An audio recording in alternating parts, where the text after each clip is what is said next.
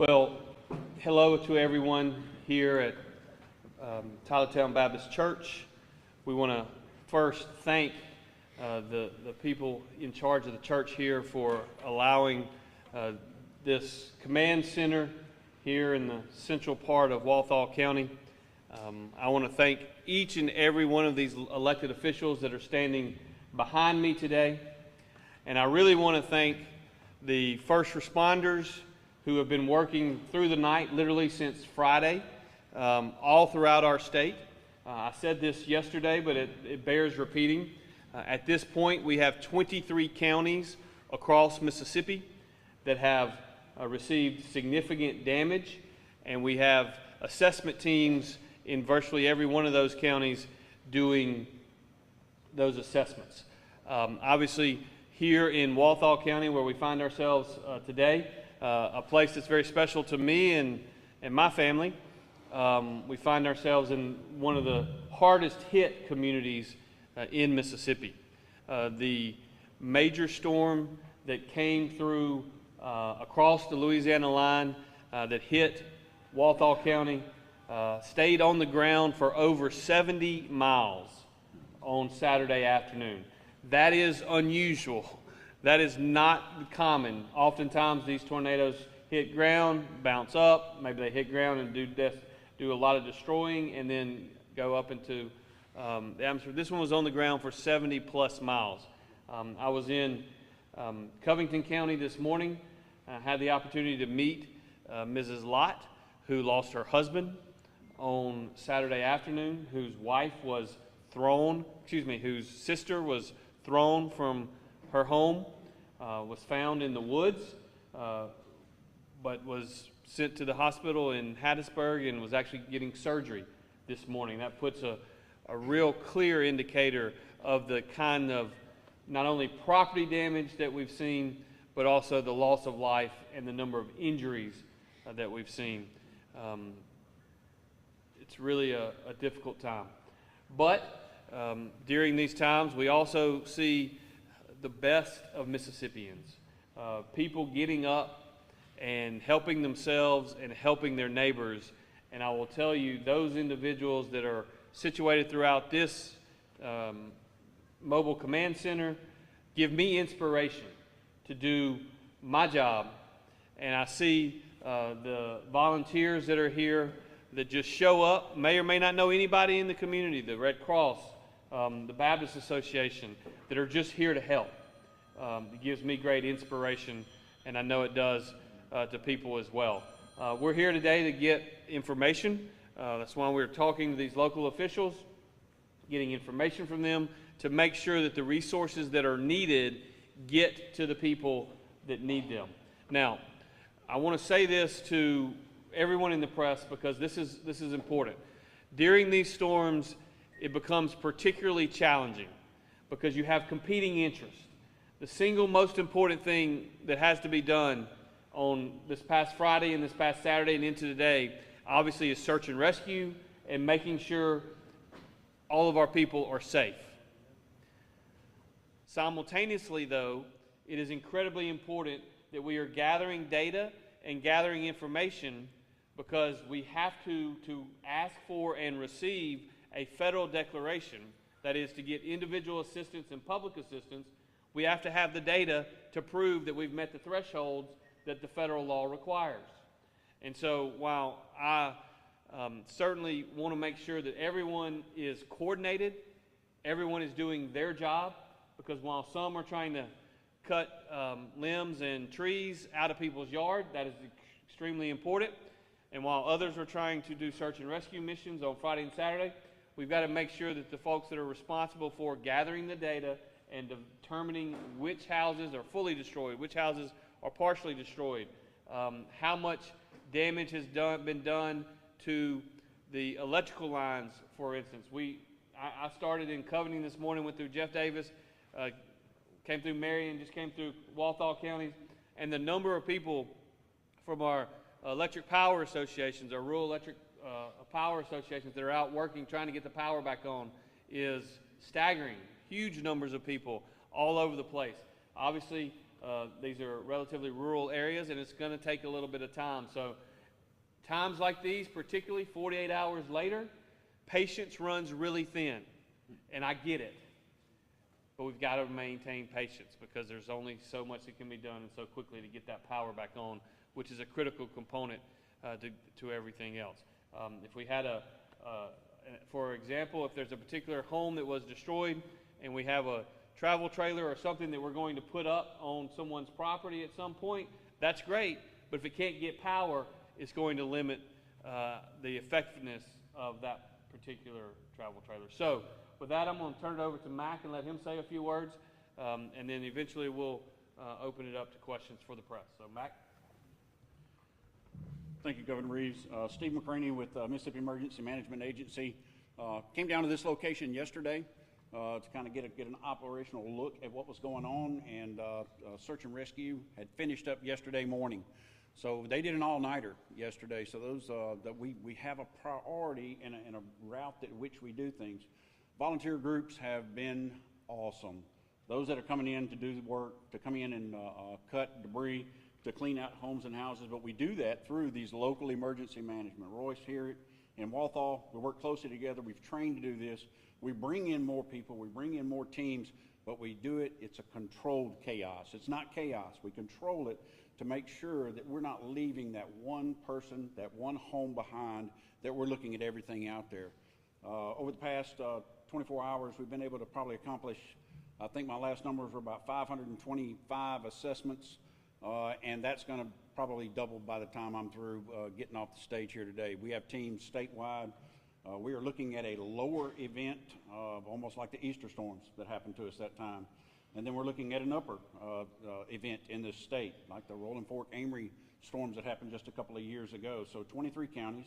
I've got flooding in Tishomingo, Prentiss County. I've got culverts washed out on roads. So you're looking at a multifaceted event, but it is controlled. The governor's empowered the MEMA. We have every state agency on a tentacle. We are the coordinating state agency for all actions. Just when I was driving down here 5 minutes ago, approved Mississippi State University to work with agriculture to get out here and take care of our farmers, to get to looking at those fence lines, the things that we need to get put up. So it's when we do an assessment, we do an all assessment here at MEMA. So that keeps us from doing double, triple the work and trips that we have to do.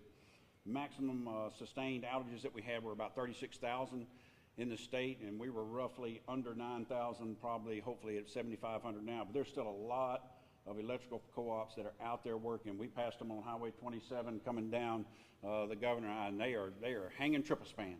And those guys and gals are working, eating lunch, sitting beside a telephone pole because they're digging a hole to put it into. Give them a break. You know, sightseers don't come.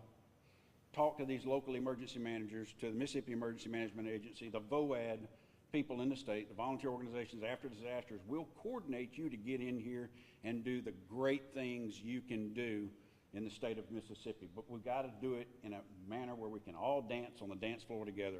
No onesies, no twosies. We've got to make sure we get everybody. So that's kind of the end of my just overall brief of where we are today, and I'll turn it back over to the governor, and I'm sure y'all have questions. And I'm going to also ask the Adjutant General of the Mississippi National Guard, who lives here in this community, to say a few words. He's been traveling with me all morning, so we started in Jackson early this morning, but someone that certainly doesn't need an introduction in this crowd. But I would like for General Bobby Ginn to say a few words. General? Hey, thank you, Governor. Appreciate you. We certainly, in the Mississippi National Guard, are in lockstep with Director McCraney and his team out of MEMA. We have a lot of assets without a doubt, and he is aware of all of our assets. And as a fellow Walthall County, and I know the people are certainly in a time of need here. And again, as we do our assessments and as Director McCraney does his assessments, we are a large tool in the tool bag that can be used once the assessments are done. Thank you. Thank you, General. At this time, I'll take any questions. Governor, I'll let Ross go first. Ross? Governor, you talked about the assessments that are being done in all 23 counties. Do you anticipate that it's going to be wrapped up by the end of this week? Because you have to have those assessments done to request federal disaster assistance, right? Yes, so we've got to have hard data. The assessments take as long as the assessments take, and it's hard to estimate exactly what they're going to be. Again, we want there's competing interest here because we want the assessments to begin immediately, and the people in the communities are focused on other things, as they well should be. And so we have 30 days to make the actual request. That's just what statute allows. We're going to make that request much faster than that. As we get a day or two out, we have a better indication of where we are headed. As Director McCraney said earlier, this particular event is a little bit more challenging than many because we didn't just have one tornado that we're dealing with. There's actually 12 confirmed tornadoes that hit Mississippi. We expected a lot of tornadic activity over the weekend. We started preparing for that early last week. We also had a 3.0 earthquake in Simpson County on Saturday. I'm sure all these other people expected that. That kind of caught me by surprise on Saturday. But in addition to that, because of some of the massive amounts of rain that occurred, we also have a flooding event that is currently occurring. And rising water, as we all know, doesn't happen over a 10 or 15 or 20 minute period and then go away and you deal with it. It is happening as we speak, primarily in the northeast part of our state, in Tishomingo County and certainly in Prentiss County. And that's not only happening now, it's going to have an effect as it drains out towards the Gulf and comes down throughout the state, whether ultimately through the Pearl River, etc. It's going to have an impact in other areas as well. So we're dealing with a lot of different things right now. But what I will tell you, and based upon my experience and our team, we feel like there's a high likelihood that we will be able to get individual assistance. We are working towards asking for that sooner rather than later. There is also a likelihood, and we are hopeful that we'll be able to get public assistance on this particular storm as well. Again, the storm that entered on Friday evening around midnight up north of Vicksburg and went through the Mississippi Delta, it stayed on the ground for over 50 miles. The storm that we're dealing with here in Walthall County, there's actually two that came through here, as you well know, and a third that maybe reached tornado strength. But the large one stayed on the ground for over 70 miles, which again is fairly unheard of. Do you want to comment on the declaration? Yeah, we just got a report as we were driving in that 10 of those tornadoes in the state have been confirmed by the National Weather Service. I think there's 12 or better, and they're going into those other areas to look at those as well. So we'll have some areas that will be pockets of agriculture and things of that nature. But when you're looking at the declaration request, individual assistance to take care of that person who lost everything, who lost clothes, house, home, car, as we saw out parked in the middle of a pasture upside down that shouldn't have been there today, sir, Governor. Those are the things that I worry about first. Got to get the individuals taken care of. The bridges, the roads, the other amenities that we have, or they're not secondary, but I have teams that are looking at those at the same time. So we definitely want to look at that. I met a group out of Oklahoma at the Bethlehem Loop Road that had come all the way over here, Grindstone, and that's the volunteers that come in, and they plug directly into our incident command system, and they're able to make things work as well. So we've force multiplied MEMA probably times about 5 or 6 that we have out there that are able to report that stuff, so we don't go back twice. You don't want people redoing what you've done. Get it done once. Let's get those numbers. We'll get those to the governor. I've already been in contact with Region 4. That started Friday morning. We were getting prepared and ready. Do you need anything pre? We did not. And there's been a constant contact 2 to 3, 4 times a day with the regional administrator. The governor's had his conversations with the White House, and that's the way we all work as one team, moving across these disasters to make sure that we have investigated every pocket of our counties that have been impacted, and that we have the right data to go forward. And there'll be a point where we say we've got enough for that declaration, and then we can add further counties on later. But it's key right now. We got to get enough data that we feel confident with, because I don't want to appeal anything. We're going to do it right, but we move fast. Not as fast as everybody wants to snap your fingers and have it done, but we are a fast-paced state when it comes to disasters from our history and how many we deal with all the time. These crews, they're trained, they're professional, and they're gonna get that done. Thank you, sir. I have a follow-up, Governor. Sure.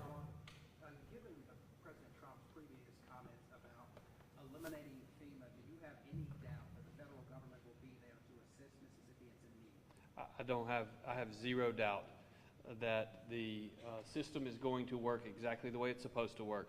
And we just need to remember that the way in which the Stafford Act was intended is all of these disasters are state managed, locally executed, and federally supported.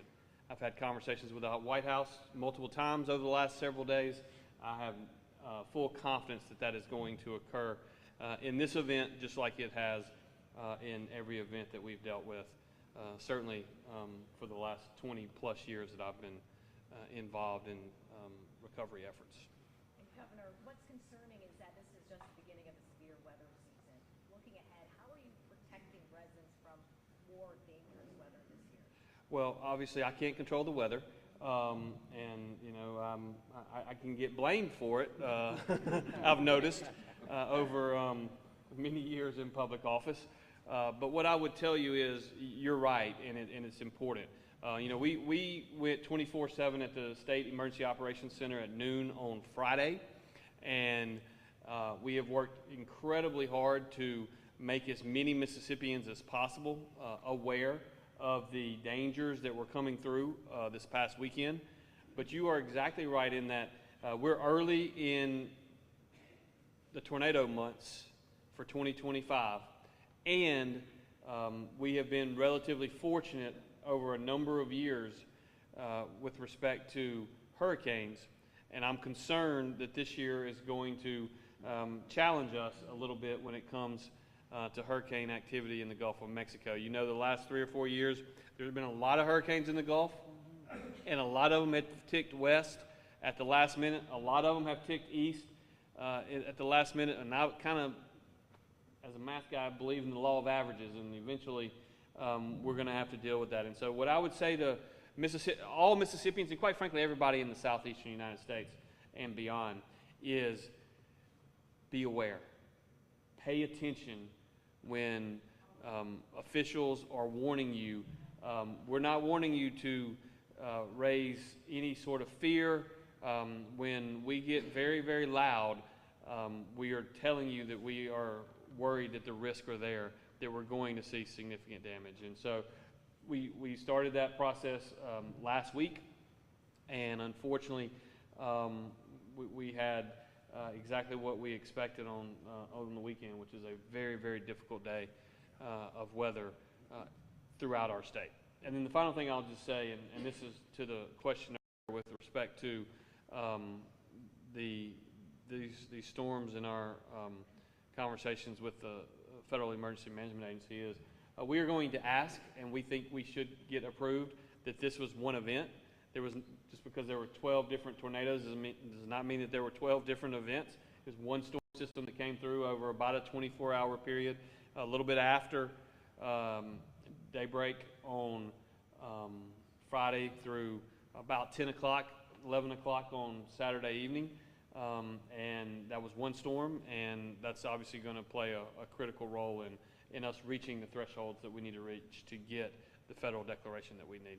And then I'll just finally say, and we've got some representatives here from our members of Congress as well as our United States senators, and as Mac has said, we are one state, we are one team, and we certainly have great partners in our federal delegations in Congress that will stand with us to fight for the residents of Mississippi. We have always done that. We put our differences aside when it comes to disaster relief, and I am confident that we will be successful in doing exactly that yet again. Any other questions?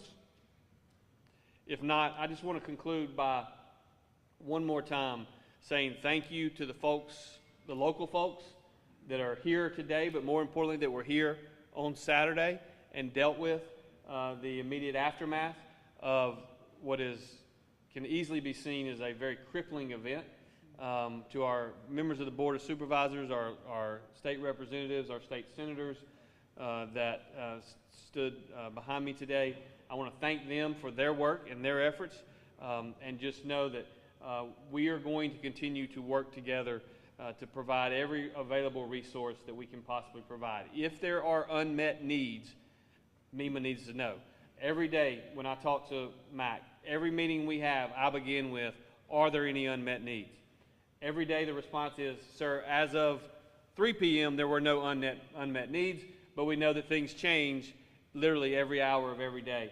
And so we are doing everything we can to make sure that we're getting the resources that we can get to the people who need them. So thank y'all, and God bless.